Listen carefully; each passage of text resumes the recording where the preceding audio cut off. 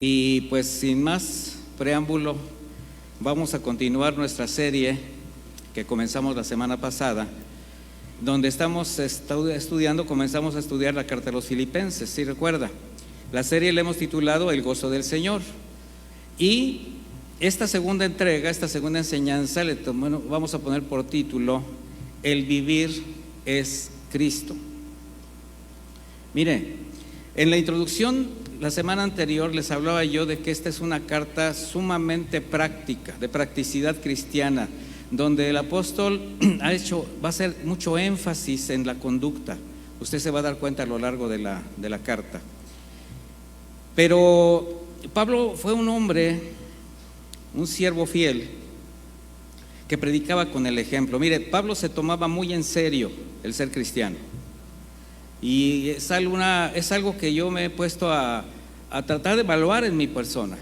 ¿Qué tan en serio tomo yo mi cristiandad, mi fe? ¿Qué tan en serio o qué lugar le doy en mi corazón, en mi vida, a aquel que me rescató de un terrible final? Y yo creo que todos estamos conscientes de esto. Y Pablo tenía esa conciencia, era muy claro, y trata de, a través de las cartas, a través de su consejo, del consejo del Señor, pues de llevarnos de la mano a esto. Y en sus propias experiencias, Él nos trae una serie de vivencias que definitivamente el Señor permitió en su vida y en la vida de muchos otros, incluso en la vida de los que estamos aquí presentes, que tengan que ver con la bendición hacia los demás, mis hermanos. Acuérdense que nosotros estamos establecidos como iglesia, como cuerpo, con un propósito, y el propósito es hacer que la gente voltee los ojos a Jesucristo. Y en esta segunda entrega vamos a leer a partir del libro de los Filipenses. Vamos en el capítulo 1, en el versículo 20.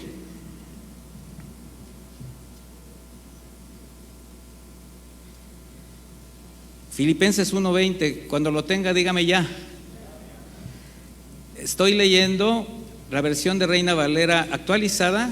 Quizás usted en la que tenga pues algunos vocablos son diferentes, pero el fundamento es el mismo. Dice así: conforme a mi anhelo y esperanza, que nada seré avergonzado, sino que con toda confianza, tanto ahora como siempre, Cristo será exaltado en mi cuerpo, sea por la vida o por la muerte, porque para mí el vivir es Cristo y el morir es ganancia. Mire, este es un texto hermoso que conocemos, que no sabemos, que muchas veces hasta se dice como medio románticamente: para mí el vivir es Cristo. ¿Quién dice eso? ¿Quién lo dice? Verdaderamente, ¿quién lo dice? Todos tenemos esencialmente ese deseo, pero realmente creemos que para nosotros vivir es Cristo y morir es ganancia. Eso es lo que vamos a aprender del apóstol Pablo. Mire, después de la introducción de la carta, donde vimos cómo Pablo expresa esa confianza, ese amor que tiene por esta iglesia de Filipos, acuérdense que tenía un carácter muy especial, él tenía una relación muy estrecha con ellos. Sobre todo Pablo enfatiza y reconoce el testimonio de los siervos de esta iglesia, o esta iglesia en general, en su fidelidad al Evangelio, en todo lo que representa su caminar en Cristo, y sobre todo también el cuidado que ellos tienen para su persona, o sea, una relación muy estrecha. Dentro de la narrativa que él hace al principio de su condición como alguien que está preso en la ciudad de Roma y en el pretorio, y les ha dicho acerca de esa actitud tan contrastante de algunos hermanos. Se acuerda que en cuanto a la predicación del Evangelio, que algunos no lo hacían con muy buenas intenciones, finalmente predicaban el Evangelio, pero sus intenciones eran otras: la competencia, el ser un poquito admirados, el causarle conflicto a Pablo. Pero otros de buena voluntad, bueno, eso a Pablo no le interesaba tanto. A él lo que le importaba era que el Evangelio se extendiera. Y confiando en que el Señor le libraría de su situación, porque a él le fue revelado que continuaría en el cuerpo, Él sabía que pese a las circunstancias que se presentaran, pues él tenía un propósito que cumplir. Y les expresa un sentir que precisamente partía de sus convicciones como verdadero siervo de Dios. O sea, como le decía, tomando muy en serio su fe. Y cuando él dice, conforme anhelo y esperanza de que nada será avergonzado, primero es importante destacar algo. El anhelo y la esperanza de Pablo de seguir a Jesús, cumpliendo con su llamado, era depositando toda su confianza en el Señor. Por eso podía hacer lo que hacía, mis hermanos, por eso caminaba de la manera que caminaba, porque él no se detenía ante las circunstancias sabiendo quién lo enviaba. ¿A qué voy? Sus hechos eran sostenidos por su fe, con actos evidentes, o sea, no eran solamente palabras, no ponía cargas en los demás. Él jamás pretendió tampoco impactar a la gente a través de expresiones emotivas, así como decir, no, miren, para mí el morir es Cristo, el vivir es ganancia, y no hacer nada. No. Él no trataba de manipular sentimientos, no quería persuadir conciencias o causar admiración. Él solamente sabía que su vida le pertenecía al Señor y hacía lo que le correspondía, hacía lo que Dios le permitía. Y esa es la vida del creyente. Cuando nosotros tenemos convicciones, yo hablo mucho de convicciones, ¿por qué? Porque la esperanza en Cristo era lo que sostenía sus convicciones. Eso era lo que hacía mostrar una fe firme, que no era cuestión de argumentos solamente, que no eran sentimientos o emociones, sino decisiones y hechos que glorificaban a Dios en cada una de en su conducta, en cada uno de los pasos que daba, aún estando en la cárcel.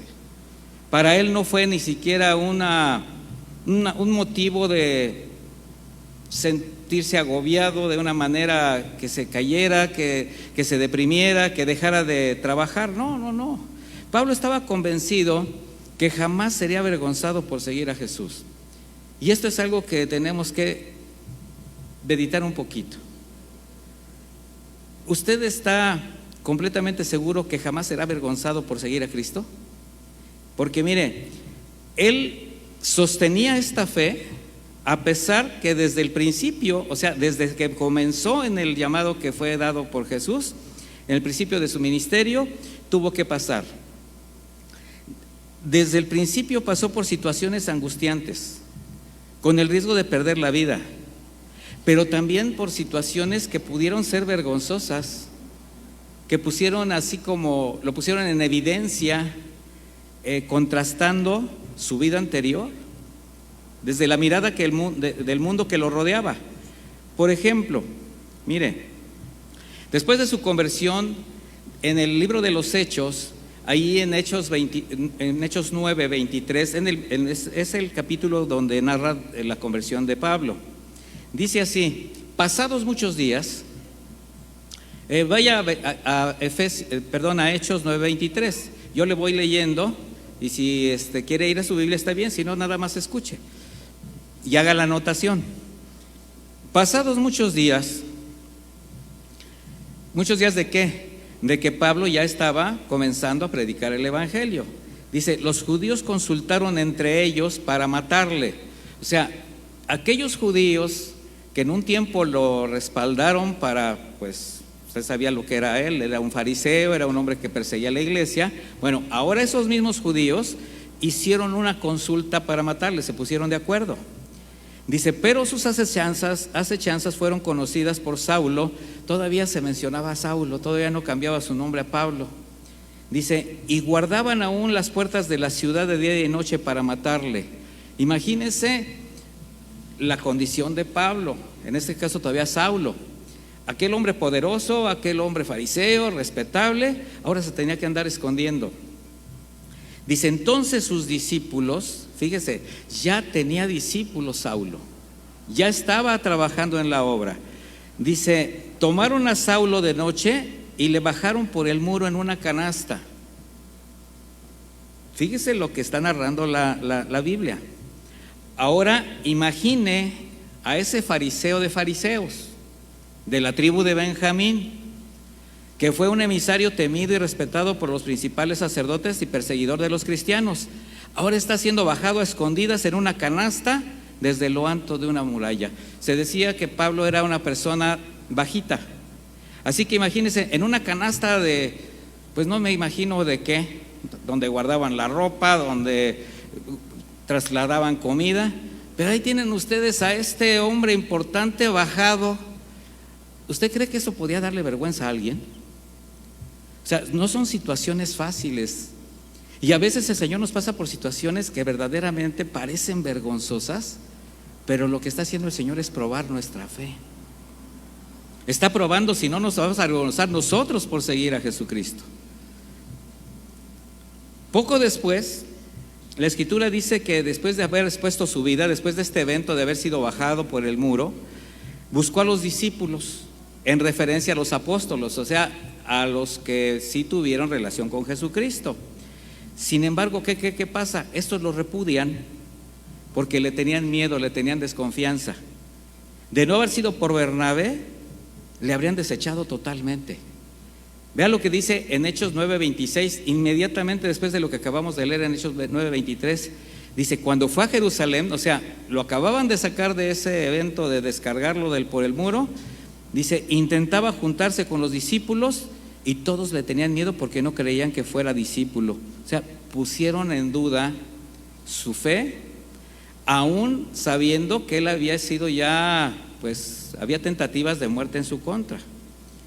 Sin embargo, este varón, sin guardar algo en su corazón que le hubiera afectado, como algún tipo de rencor, algún tipo de situación que le hubiera deprimido, Pablo continuó predicando, y Bernabé, al haber intercedido por él, pues ahora sí que junto con ellos, él ya formaba parte de ese cuerpo ministerial, y él se empezó a dirigir a sectores que los discípulos de Cristo no abarcaban. Ellos estaban casi concentrados en los judíos, convirtiendo, o sea, predicando el evangelio a las ovejas perdidas de Israel, como dice la Escritura. Pero Pablo comenzó, por ejemplo, a predicarle a los helenistas. ¿Qué eran los helenistas? Eran judíos criados fuera del seno de Israel. O sea, eran de ascendencia judía, pero vivían en medio del paganismo griego, de manera que no le daban tanta importancia a los usos y costumbres judías. Los judíos los repudiaban y Pablo fue a ellos. Estamos hablando de judíos prácticamente viviendo como gentiles. Y cuando él expresa que nada sería avergonzado, no solamente profundiza el hecho de que él estaba trabajando de cualquier manera, de la manera como Dios se lo permitía, sino que tiene un sentido más profundo, hermanos. Significa para él que aunque continuara preso o perdiera la vida por seguir a Jesucristo, nada de esto podría avergonzarle. O sea, él iba caminando, él iba trabajando, pero estaba convencido que cualquiera que fuera su circunstancia, no se sentiría avergonzado por seguir a Jesús. ¿Tendremos esa misma convicción por seguir a Jesús? ¿Por predicar las buenas nuevas a los incrédulos, a pesar de sus burlas, a pesar de sus rechazos? Porque desde el momento en que tú renunciaste al mundo, cambiaste tu manera de proceder, tu conducta, y no sé, pero yo creo que la mayoría de ustedes ha pasado por esa parte donde ahora ustedes quieren predicar el evangelio, decirle a las personas el porqué de sus cambios, y la gente los rechaza. Yo le puedo decir de manera muy cierta que prácticamente yo ni tengo familia ni tengo amigos de mi pasado. Y no es porque no existan, es porque ya me rechazaron, ya me desheredaron de la vida anterior. Ahora, ¿eso usted cree que para mí es una carga o es una bendición? Es una bendición.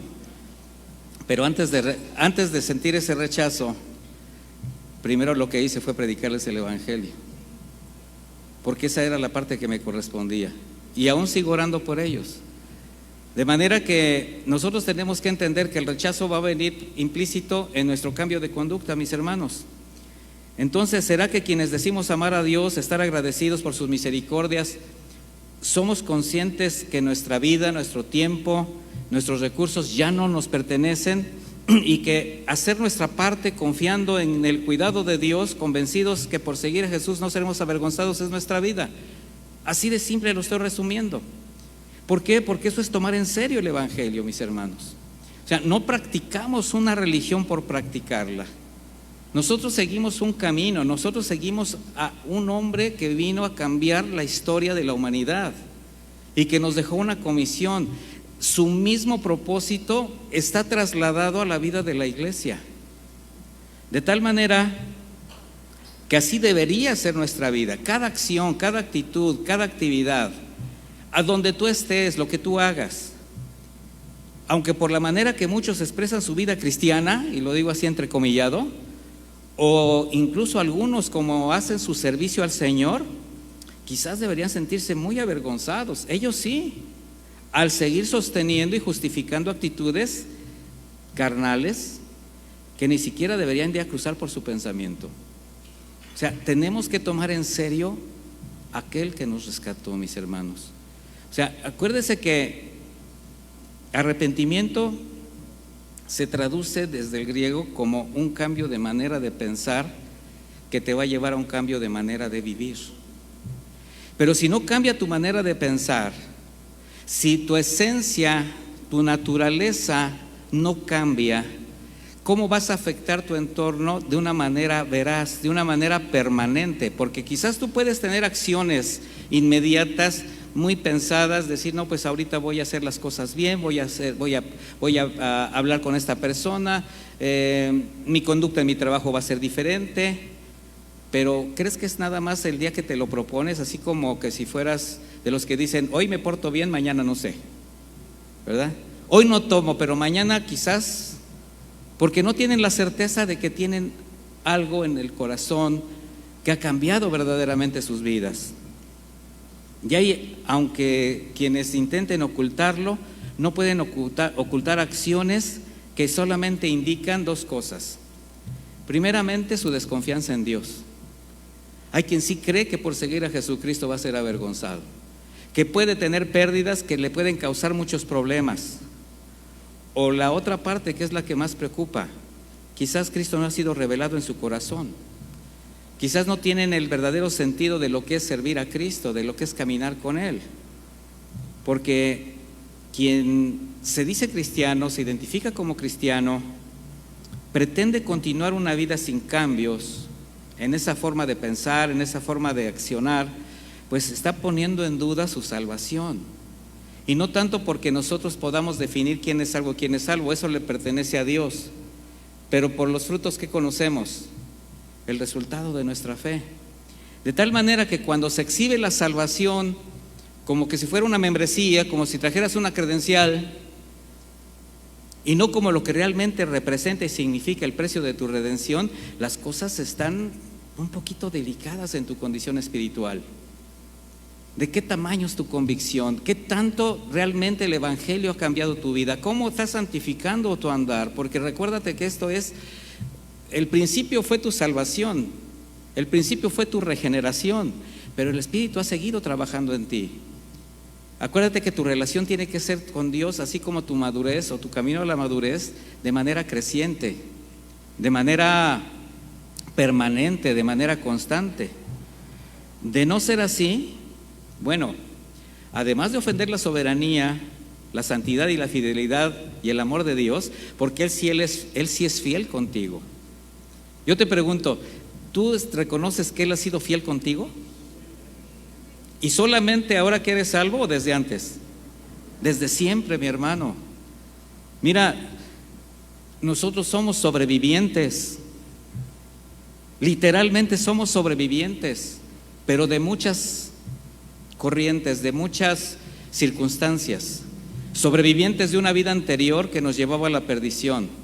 Cuando llegamos a la fe, sobrevivientes de cada situación por la que el Señor permite que pasemos para madurar nuestra fe, y sobrevivientes de situaciones que afectan a toda la humanidad y que aún todavía nos tiene aquí en el seno de tu mano.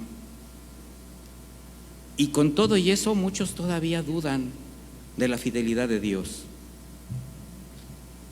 Por eso les digo, ¿Qué están manifestando con su fe? Una mediana fe o una fe maquillada. Desconfianza. ¿Por qué? Porque no solamente ofenden el amor y la soberanía y la fidelidad de Dios, sino que dan evidencia de lo que realmente representa Jesucristo y su obra en sus vidas. De la manera como tú actúas, de la manera como tú has cambiado, de la manera como tú llevas a cabo tu fe, estás haciendo evidente lo que representa Cristo en tu vida. Y hay quienes viven como si no representa nada, como que Cristo no pasó por esa vida. Esto es algo en lo que deberíamos de meditar. Recuerde que estas enseñanzas no son directamente para hacer señalamientos o para hacer sentir mal a alguien o con una tendencia condenatoria, no, es para hacernos reflexionar cómo estamos viviendo nuestra fe. ¿Qué tan en serio estamos tomando el que estamos viviendo bajo la gracia y bajo la luz admirable de Cristo, mis hermanos?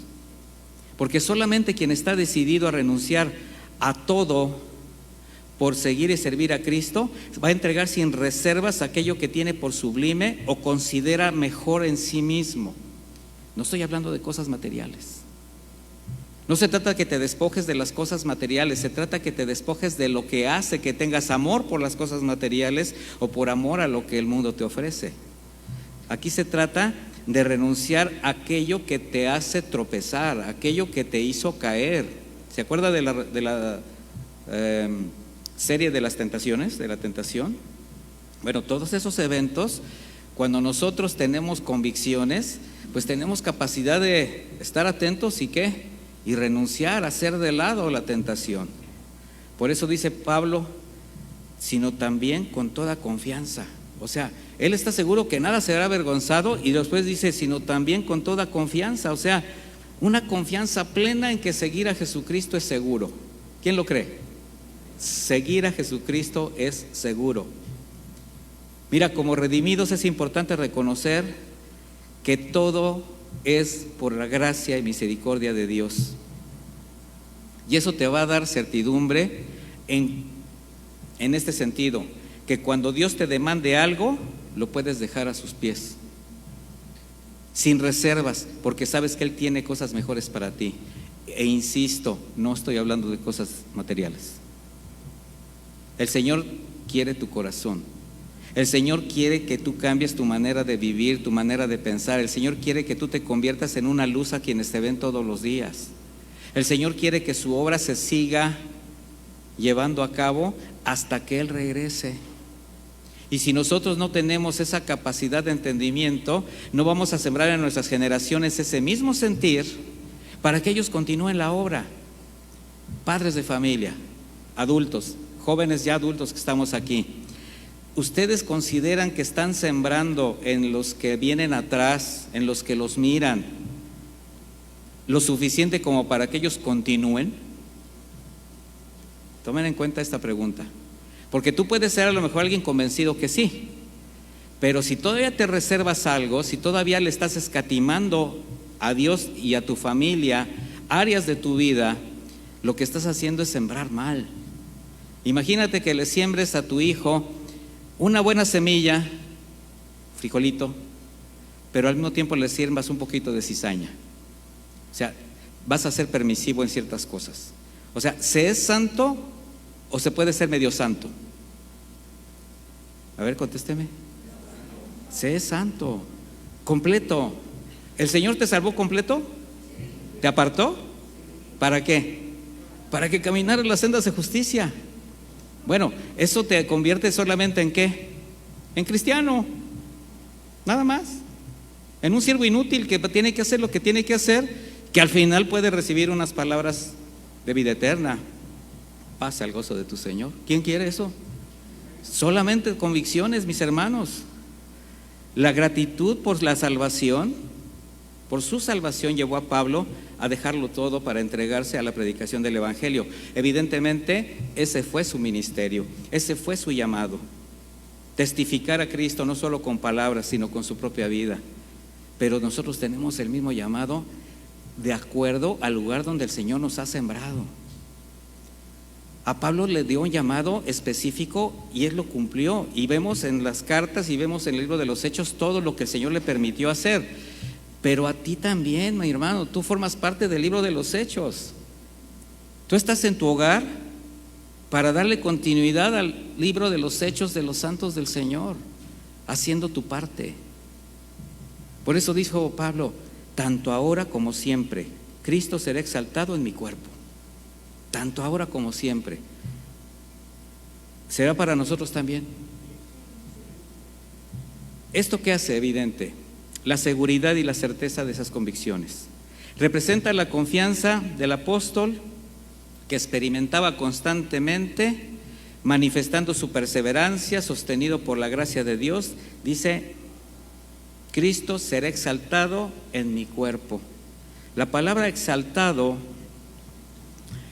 tiene diferentes acepciones, como magnificado, engrandecido, haciendo evidente, y por el contexto habla del carácter de Cristo en su cuerpo durante su vida terrenal. O sea, Cristo será evidente, el carácter de Cristo será manifiesto en mi vida, en mi cuerpo. ¿Qué es lo que ve la gente? ¿Te ve el alma o te ve el cuerpo? Pues te ve el cuerpo. ¿Y tu cuerpo qué hace? Se mueve, habla, se expresa. Mira, hasta una mirada tiene muchas palabras. Bueno, en cada actitud, en cada palabra, con cada gesto, con cada acción, tú tienes que hacer evidente el carácter de Cristo. Es lo que está diciendo Pablo. ¿Esto qué significa? En el caso de Pablo, él está dando su propia experiencia, que debido a su crecimiento espiritual y la firmeza de sus convicciones y de su fe, todos sus caminos, todas sus actividades, sus pensamientos, todo lo que le satisfacía, sus logros, sus alegrías, sus luchas, las adversidades por las que pasaba, las aflicciones, todo estaba delante de Dios. Todo estaba gobernado por Dios. Sabía que Dios lo permitía todo. Y él estaba siempre en condiciones de exhibir una vida íntegra, que nada le evitara cumplir la obra a la que fue llamado. Mi hermano, que nada evite que tú concretes o que tú camines en la obra a la que fuiste llamado. ¿Fuiste llamado a ser un padre de familia? Tienes que ser un padre de familia con principios cristianos. Mamá, igual. ¿Trabajas? ¿Quién trabaja? ¿Quién estudia? Ahí, mi hermano, ahí tú tienes que hacer evidente tu fe. Quienes nos reconocemos como cristianos, tenemos el mismo llamado de testificar a Cristo, siendo íntegros, irreprensibles, comprometidos con el Evangelio como señal de nuestra fe, para que en tu casa, en tu escuela, en tu trabajo, en el lugar donde camines, bajo cualquier situación, magnifiques a Cristo, lo engrandezcas, lo hagas evidente. Vas a hacer evidente tu fe, tu paz, tu confianza. La gente lo nota, mi hermano. Mira, si tú vas en un transporte público, te vas a dar a notar con tu amabilidad. Vas a ver a las personas no de la manera como la ven los demás. Tú, varón, vas a ver a las damas con una mirada limpia, una mirada sana.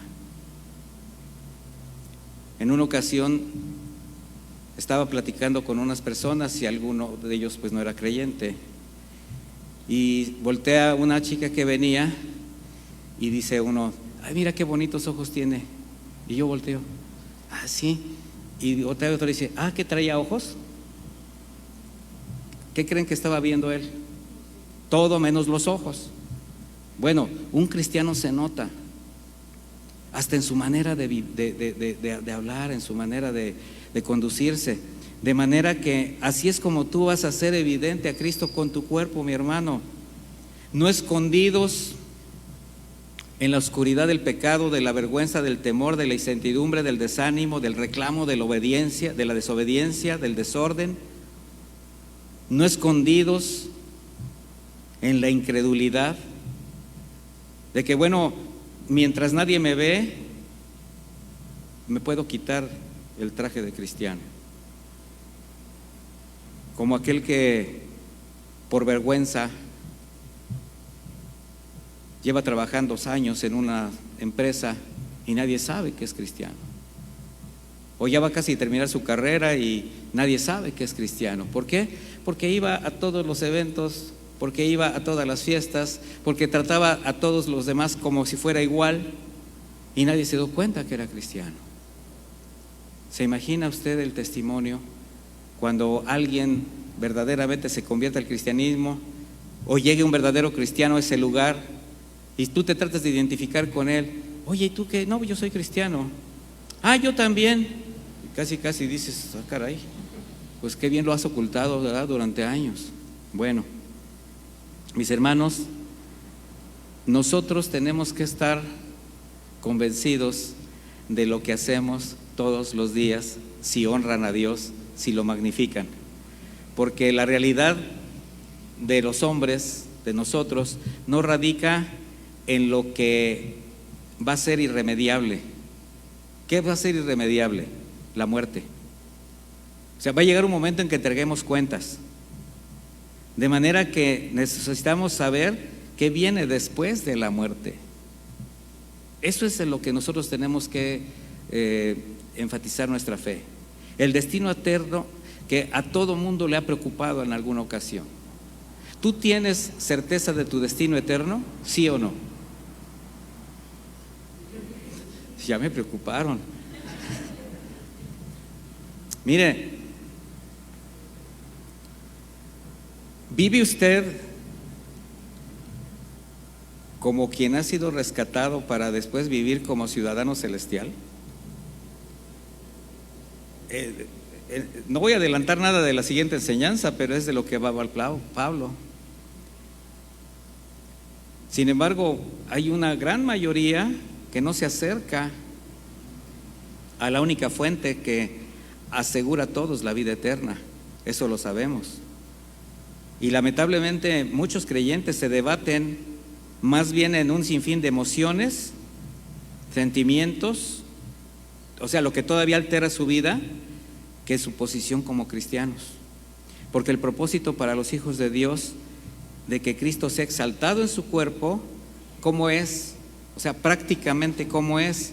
Guardando los mandamientos, cumpliendo con el propósito que Dios al que te ha llamado. Como les decía, no necesitas un nombramiento congregacional. Recuérdense que servir a Dios no representa enmarcar todo dentro de una iglesia, no. Servir a Cristo te hace servirlo en cualquier parte donde estés, confiando en sus palabras, confiando en sus promesas, a pesar de lo que pueda acontecer en el día a día.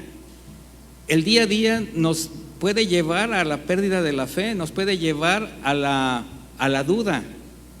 Por eso la importancia de las convicciones. Por eso el maestro, cuando ya estaba partiendo a la gloria, en Mateo 28:20, después de darles la gran comisión, les dice: enseñándoles que guarden todas las cosas que les he mandado, y aquí yo estoy con ustedes todos los días hasta el fin del mundo. O sea, enséñenles a caminar como hijos de Dios. Y díganles que yo estaré con ellos, que en ningún momento estarán solos, que no van a ser avergonzados por seguirme. Estoy parafraseando. En otra escritura, el mismo apóstol Pablo dice en Romanos 8:28, y te lo sabes, sabemos que los que aman a Dios todas las cosas les ayudan para bien, sí, pero vamos a leer qué dice adelante: a los que conforme a su propósito son llamados. Hay un propósito porque fuiste llamado. ¿Para qué? Para que el carácter de Cristo se forme en ti y para que Cristo sea magnificado, sea exaltado, sea evidenciado. De modo que todas las situaciones que pasas, las pruebas que te llegan a angustiar, las que perturban tu vida, tengas la seguridad que el Señor siempre dará una salida a tiempo. Y yo te pregunto, ¿no lo has experimentado, mi hermano? Mira, como les decía, somos sobrevivientes. No les estoy diciendo nada que no hayamos experimentado todos. El cuidado, un milagro. Sin embargo, parece que vivimos como si Dios no existiera en muchas ocasiones. No estoy generalizando, estoy hablando de quienes no han decidido magnificar a Jesucristo en su cuerpo, con su vida,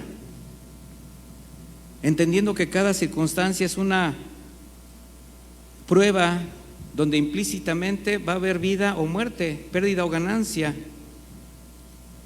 O sea, estamos en un caminar donde siempre va a haber algo que exponer, algo que entregar, sea moral, físico, material o espiritual, pero nada será mayor a lo que pueda soportar y siempre obrará para bien.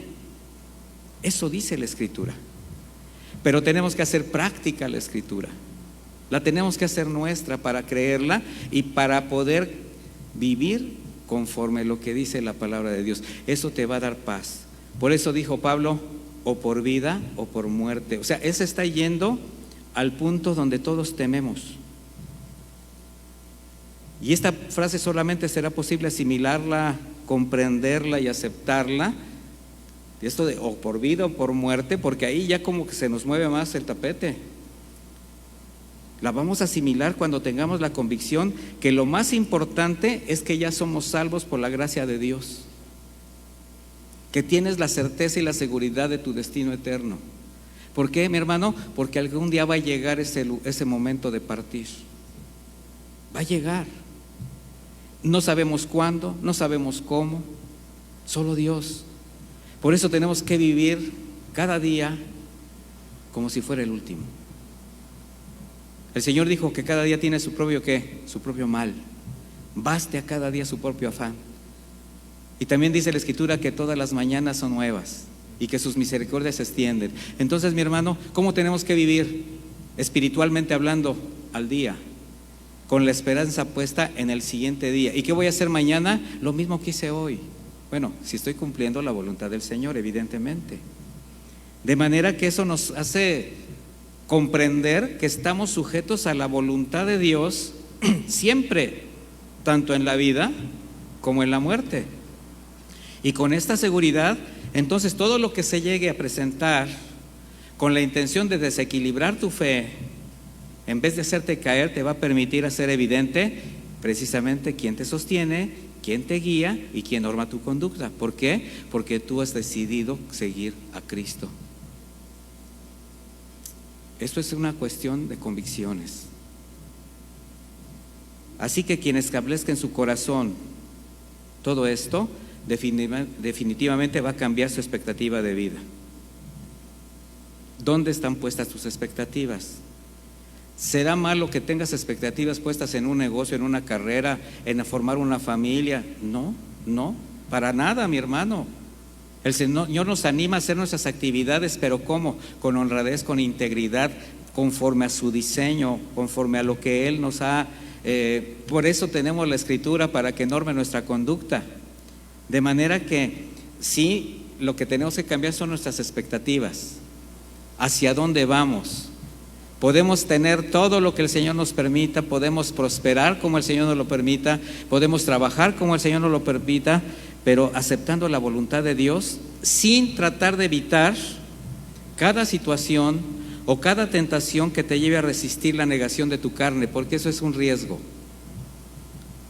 Que estés decidido a caminar con Dios, pero cuando llegue una aflicción, cuando llegue una tentación, te haga dudar de inmediato. Como les he dicho en otras ocasiones, es muy fácil seguir a Cristo cuando las cosas van bien. Pero el Señor nos va a probar no solamente cuando las cosas vayan bien, también cuando las cosas vayan mal. Cuando las cosas van bien, va a ser fácil que te alejes. Cuando las cosas van mal, va a ser fácil que te acerques. Pero finalmente tú no puedes estar en un vaivén movido por tus emociones y tus circunstancias.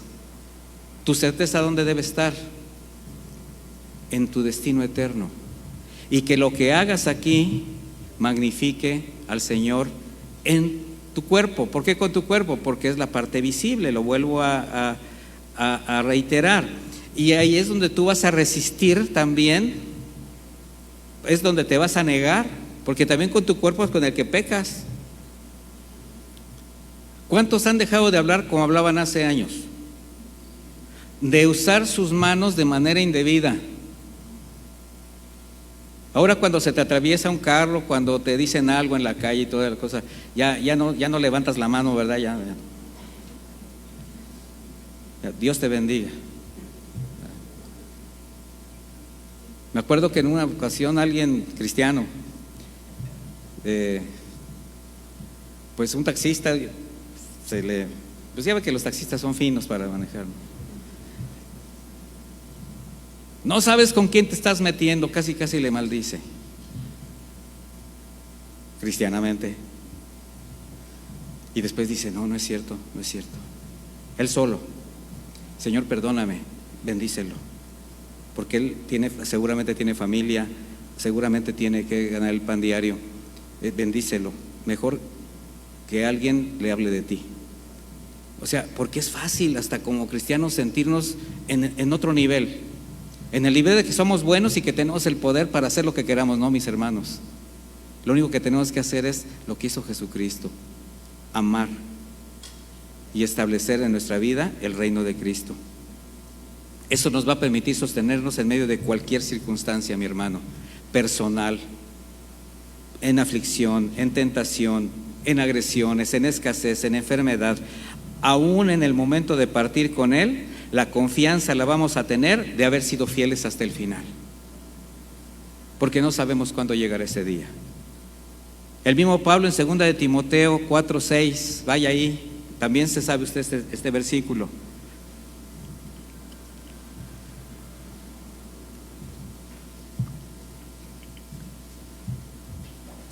Pablo está escribiendo una carta postrera a su discípulo Timoteo, que definitivamente es una carta de despedida, y le dice: porque yo estoy a punto de ser sacrificado y el tiempo de mi partida está cercano. He peleado la buena batalla, he acabado la carrera, he guardado la fe. Fíjese, 3 frases, solamente eso: permanencia, convicciones firmes. Cuando él dice estoy a punto de ser sacrificado, la traducción es estoy a punto de ser derramado en libación, en ofrenda al Señor. O sea, estoy a punto de ser así como cortado en el altar. Mire, la fe de Pablo, como resultado de su obediencia y de su sujeción, le permitió aprender lo que representaba seguir a Cristo, porque él sabía que solamente se estaba cumpliendo la palabra que Dios le dio a él a través de Ananías, cuando dijo: yo le voy a mostrar todo lo que tiene que sufrir por causa de mi nombre. Así de simple. ¿Y sabe qué? Esta frase es para todos. Nosotros, cuando hablamos o escuchamos la palabra sufrimiento, luego nos imaginamos cosas que nos van a hacer, que nos van a lastimar y que nos van a hacer dudar y caer. Mi hermano, el sufrimiento al cual se refiere el apóstol Pablo y que entendía era precisamente solo hacer la parte que le correspondía.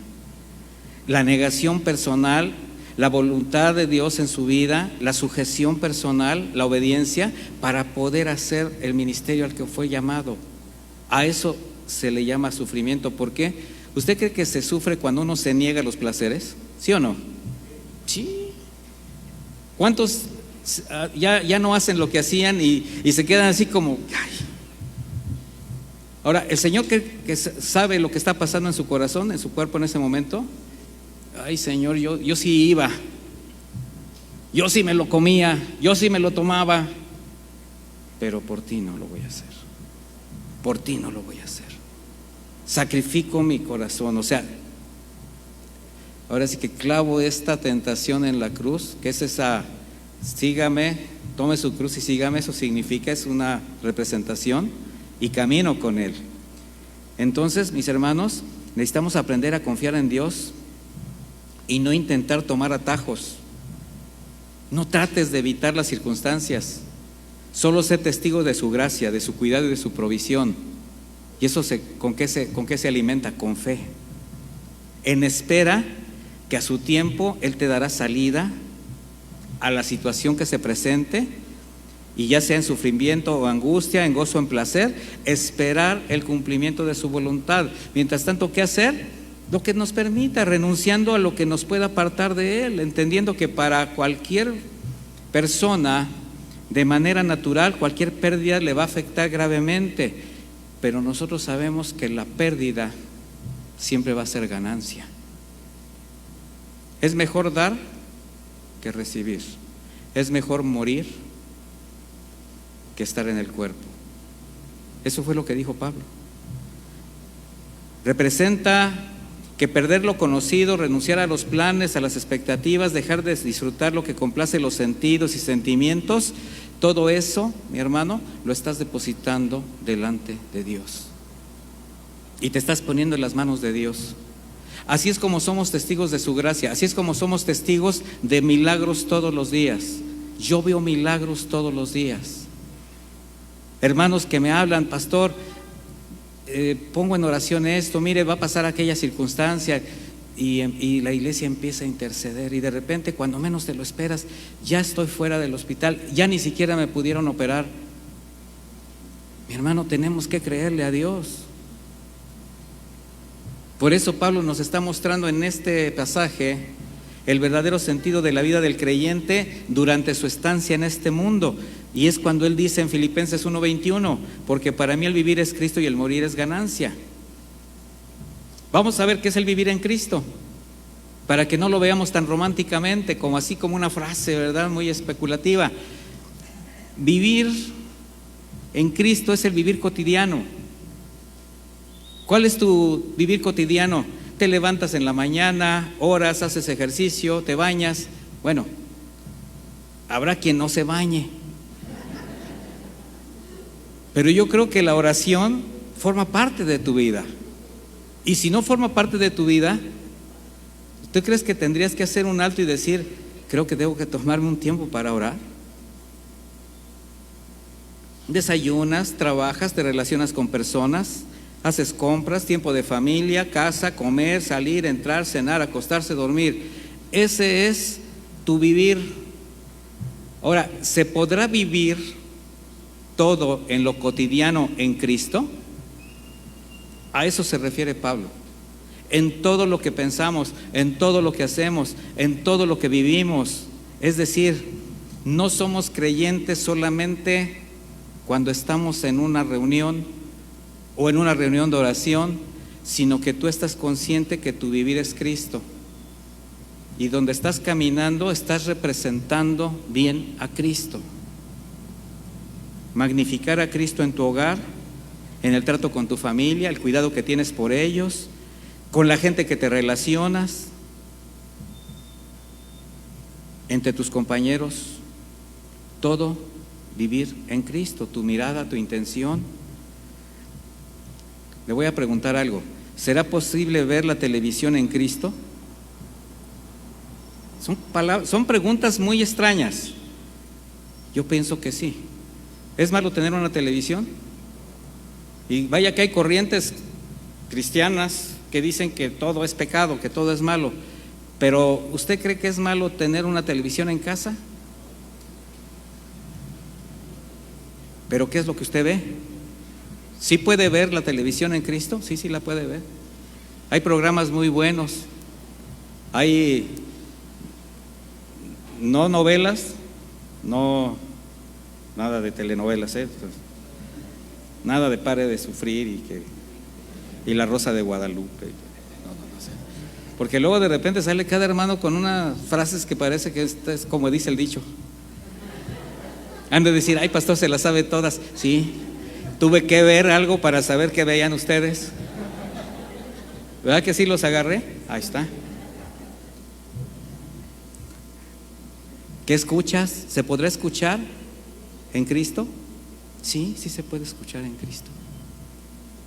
Ir al cine, elige tu película. Vacacionar en Cristo. Oye, mi hermano, tener tiempo con tu familia, de regocijo, de refrigerio, comiendo juntos, saliendo, disfrutando del lugar a donde vayas. Aunque no haya playa, pero ve al malecón en Cristo. Pero mis hermanos, todo esto sanamente es vivir en Cristo. Y espiritualmente, ¿qué representa? Todo lo que acabamos de hablar hace un momento. Que nuestra vida lo magnifique.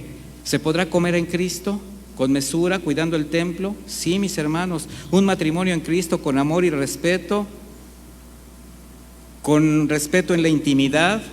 un noviazgo en Cristo, santo, sin lujuria, sin pretender tener derecho sobre sus cuerpos, esperándose al momento de que el Señor una sus vidas. ¿Será locura o fuera de lugar lo que estoy diciendo, mi hermano? Se puede vivir en Cristo, y a eso es a lo que nos lleva el Señor. ¿Será fanatismo? No, mis hermanos, son convicciones que nos hacen vivir diferente a lo que vive el mundo. Sin embargo, eso es lo que el enemigo murmura al oído. No, ¿qué te pasa? Eso es de viejitos, eso, son muy fanáticos. No, es que la Biblia es muy exagerada. Y estoy hablando hasta de ministros, que porque sus iglesias se llenen, abren el mundo, les llenan de frivolidad el corazón a los seguidores. No tienen escrúpulos. Por hacer prosélitos y llenar la cartera, son capaces de cualquier cosa. Mis hermanos, a mí me lo han dicho, no seas tan exagerado. Pero ¿sabe qué? Que se lo digan al Señor, que se lo digan a Pablo, si fueron exagerados. Pero si alguien te dice, no, esas son exageraciones, ¿qué te puede pasar? Vive la vida, todo es amor.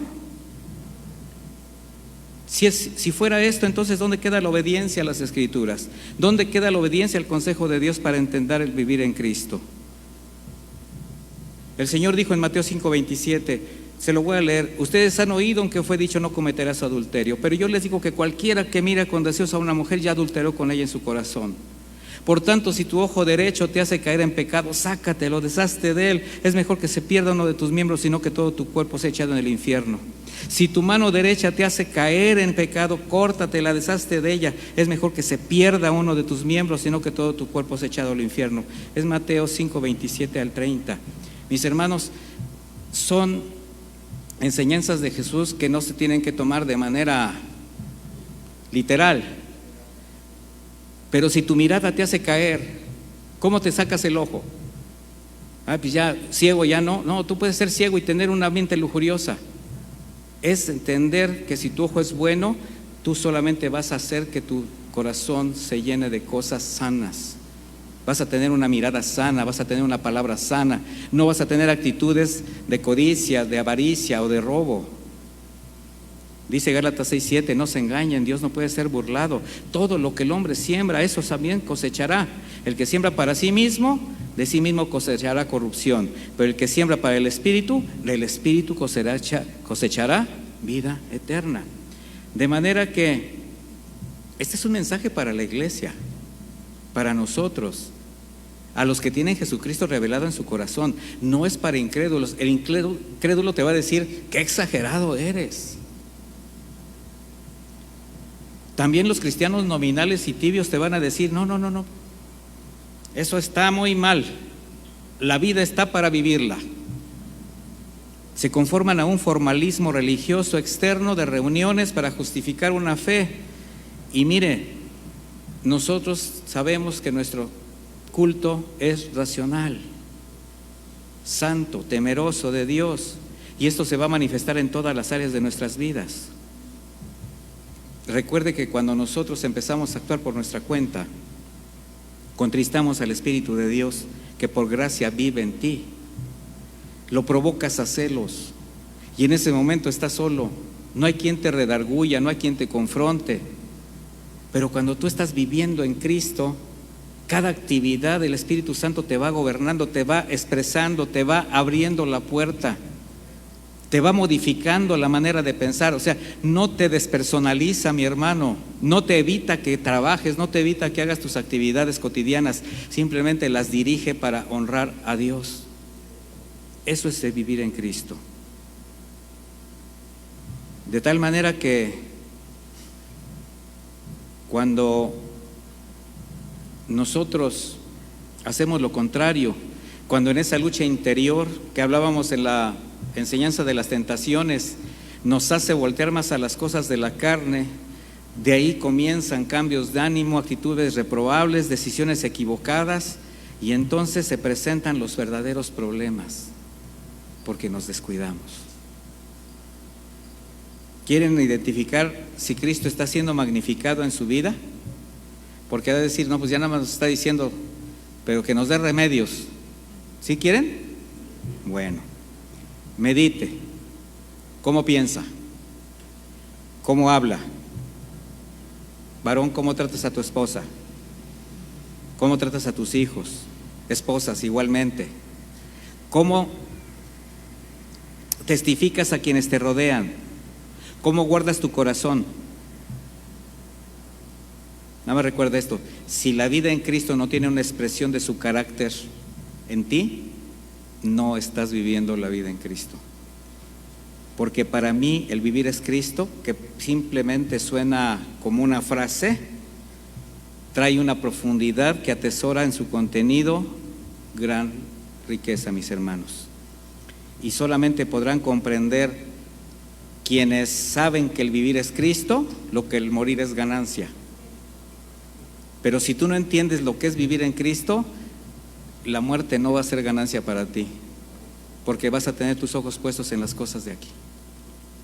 ¿Qué debe significar para los creyentes? Morir es ganancia, que llegar a la presencia de Dios es el fin de la angustia, es el fin del mal de este mundo, es alcanzar la verdadera paz que todos buscamos, aunque para la mayoría sea difícil de aceptar.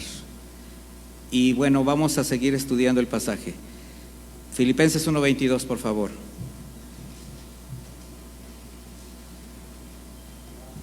Dice: mas si el vivir en la carne, acuérdense que les está diciendo que va a quedarse más tiempo aquí, resulta para mí en beneficio de la obra, entonces no sé qué escoger, porque de ambas cosas estoy puesto en estrecho, teniendo deseo de partir y estar con Cristo, lo cual es muchísimo mejor. O sea, porque él tenía esta certeza, porque sabía que vivir en Cristo era suficiente para que morir fuese ganancia. Entonces, primero cabe aclarar que el conflicto de Pablo, si se le puede llamar así, no era entre seguir viviendo en este mundo y partir con el Señor, porque ahí no hay punto de comparación. Él sabía que mejor era estar con Él. Su dilema era entre servir al Señor predicando su evangelio, atendiendo las iglesias, a disfrutar de Cristo en el reino celestial, lo cual ya está haciendo ahora. ¿Usted cree que Pablo está disfrutando del cielo? Sí. Supo esperar su momento. El Señor tenía un propósito para él. Mi hermano, el Señor tiene un propósito para ti. Aprovecha el tiempo bien aquí. Magnifica a Cristo en tu vida, porque finalmente tu eternidad va a ser con Él. De manera que ahora Él está con todos los santos que le antecedieron a Él, y solo era cuestión de tiempo. Para nosotros es lo mismo. De manera que no era escoger entre algo bueno o algo malo, sino entre dos cosas buenas: vivir para Cristo o vivir con Cristo. Esa es la convicción de lo que se espera, mis hermanos. Esa es la esperanza de lo que no se ve. Por tanto, bajo la gracia se puede estar dispuesto a vivir para Cristo, sirviéndole conforme a su voluntad, pero preparado para partir con Él en el momento que Él lo disponga. Eso significa. No se trata de buscar la salida fácil, lo quiero aclarar, porque estas enseñanzas han sido muy manipuladas en los últimos tiempos. Solo el pensar en una salida fácil ofende la soberanía de Dios, mis hermanos. Es un pecado que de consumarlo te llevaría de inmediato a la perdición de tu alma. No como algunos que sostienen o mal enseñan que por ser cristiano, aunque tomes la vida por tu cuenta, te vas directamente al cielo. Esa es una falsa doctrina, no importa de quién venga. Y la defienden de manera irresponsable. Son doctrinas recalcitrantes, y por sostenerlas se están llevando a muchos a la perdición. A partir de esas declaraciones de hace algunos 2 o 3 años, usted no se imagina la cantidad de cristianos, incluso pastores, que se han suicidado. Y es lamentable, pero cada uno de nosotros va a tener que responder delante de Dios por lo que enseñamos también. No existe en la Escritura un solo pasaje que enseñe que el suicidio conduce a la eternidad con Dios. No existe, mis hermanos. Pero lo que sí enseña la Biblia es que durante el transitar por este mundo habrá adversidad, habrá aflicción, y en medio de todas Él estará con nosotros. Así que, mis hermanos, Pablo, bajo la inspiración divina, enseña a la iglesia que quien tiene la seguridad de su salvación al partir de este mundo, ya sea que le llame o venga, no tiene nada que temer, porque mejor es estar con Él. Eso es lo único. Convencido que mientras hubiese propósito para él, por obediencia a Dios, por lealtad a su llamado y amor a sus semejantes, estaba dispuesto a continuar predicando el evangelio y edificando a la iglesia. Mi hermano, ese papel es para ti. Mientras el Señor te sostenga aquí, tú solamente haz lo que tienes que hacer, ahí, en tu casa, en tu trabajo, en el lugar donde testifiques a Cristo. Lo mismo para cada redimido del Señor. Y eso nos lleva a tener el mismo sentir de Pablo, porque como él hemos sido llamados para predicar el evangelio, hacer discípulos y edificar a la iglesia. Tenemos un propósito. Así que, mis hermanos, afirmados en la fe con lo que representa vivir en este mundo, siendo testimonio a los demás en medio de lo que se presente, eso significa que tu capacidad de negación personal se va a ir por encima de todo tu placer carnal, y tú vas a aprender a obedecer a Dios. Así es como el Padre es glorificado en sus hijos y Cristo es magnificado. Porque dice el 24, pero quedarme en la carne, o sea, quedarme en este cuerpo es más necesario por causa de ustedes, y confío en esto, y sé que me quedaré, aún permaneceré con todos ustedes para su provecho y gozo de la fe. Mi hermano, hay un propósito. El que tú ministres a tu familia, el que tú sirvas en tu casa, es para provecho de ellos, mi hermano. O sea, este es un escalafón. Evidentemente Pablo está hablando de la iglesia en general. Para mí el llamado significa hacerlo aquí, edificando la iglesia, pero también tengo un compromiso en mi casa. Y cada uno de ustedes tiene el mismo compromiso de ser ministros en su casa, de testificar a Cristo. Así es como vemos cómo Pablo reconoce que era más necesario permanecer un poco más de tiempo aquí en vida, edificando a los hermanos por medio de la predicación. Y ese es el amor sacrificial de Pablo. Pone en su corazón el mismo amor que tenía Jesucristo, ¿verdad? Antes de su deseo de disfrutar de la presencia del Señor en los cielos. Dice en el 26, para que abunde su vanagloria por mí en Cristo Jesús, por mi presencia otra vez con ustedes. O sea, Pablo confiaba en verlos otra vez, simplemente. Ellos tendrían razones para sentirse, pues, orgullosos o sentirse satisfechos de ver el ejemplo de Pablo, de alguien que con sus hechos les demostraba, les manifestaba su amor y les ponía un ejemplo. Ellos podían ver a Pablo y ver un testimonio por medio de cómo Cristo podía formar a un hombre, de cómo él podía afrontar cualquier cosa sin alterarse, sin atemorizarse, y eso le podía dar paz a la iglesia. Tú tienes que darle paz a los que están a tu alrededor, porque si tú eres el primero que te atemorizas, el primero que te bajas la guardia, el primero que sucumbes a las cosas del mundo, ¿qué ejemplo o qué testimonio le está dando a la persona que está a tu alrededor? Les hablas de que Dios sana, de que Dios salva, de que Dios es seguro, de muchas cosas que tienes tú en tu corazón, pero a la hora que te llegan las adversidades eres el primero que te achicas, y entonces la gente te dice, incluso tu familia, papá, pues ¿qué te pasó? ¿Qué tienes? Si tú nos has hablado de Cristo, si tú nos has hablado de la fe. Debemos aprender a confiar en el Señor, mis hermanos. Concluimos. Confiar en el Señor nos va a llevar a que todos los que te vean puedan ver lo que hace Dios en quien le ha entregado su vida, para que el vivir en Cristo sea una realidad en cada uno de nosotros. Pregúntate, mi hermano, ¿es una realidad para ti la frase que pregunté al principio? ¿Es una realidad para ti el vivir es Cristo? Nada más pregúntalo. Y si algo, mi hermano, algo, la enseñanza te ha permitido entender que debes cambiar, como cada semana, estamos delante del Señor.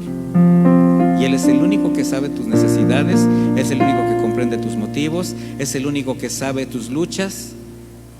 Si hay algo que te ha evitado que tu vivir completo sea en Cristo, dáselo a Él, mi hermano, confía en Él. La confianza en el Señor es lo que te va a llevar a esta certeza, a esta convicción, para que pongas los ojos en lo eterno. Mientras estés en la tierra, hagas lo que sea conducente, que tu vivir sea Cristo, porque sabes que el morir va a ser ganancia. Yo te voy a invitar a que te pongas de pie para que oremos, mi hermano.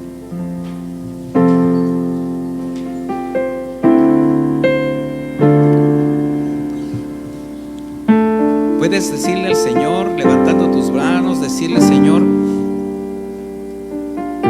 necesito más de ti. Necesito que mi vida realmente se conduzca como quien confía plenamente. Necesito que mi vida sea en Cristo, que mi vivir sea realmente en Cristo, que cada mañana para mí sea nueva, en una actitud, en una certeza, con una convicción de que todo lo que yo haga, todo lo que yo exprese, la manera como lo tenga que hacer, te glorifique a ti, que tú seas magnificado, Señor, en mi vida. Que los demás se den cuenta que realmente mi vivir es Cristo y morir es ganancia. Que pongo mis ojos en las cosas de arriba, que me hago de lado, que me niego a todo aquello que me pueda hacer tropezar. Y tú mismo medita en ello. ¿Qué te ha evitado hasta hoy? Da un paso más, mi hermano. Yo sé que no es fácil hacer cambios radicales, y de hecho ninguno podríamos hacerlo, pero tienes al Espíritu de Dios que te va a ayudar en todo. Tienes su guía, tienes su dirección y tienes la palabra. Lo único que tienes que hacer es dar un paso más. Entrega poco a poco, pero no te quedes igual, no permanezcas igual. Camina, crece, santifica tu vida, madura. Esta constancia, esa permanencia, ese crecimiento te llevará a la meta cada vez con mayor certidumbre, y cada vez va a ser más fácil decir: Señor, para mí el vivir es Cristo y el morir es ganancia. Y gracias, gracias por mostrarme caminos mejores, caminos que me hacen andar de tal manera que las personas que me conocen, que mi familia es bendecida todos los días, que no soy tropiezo para nadie,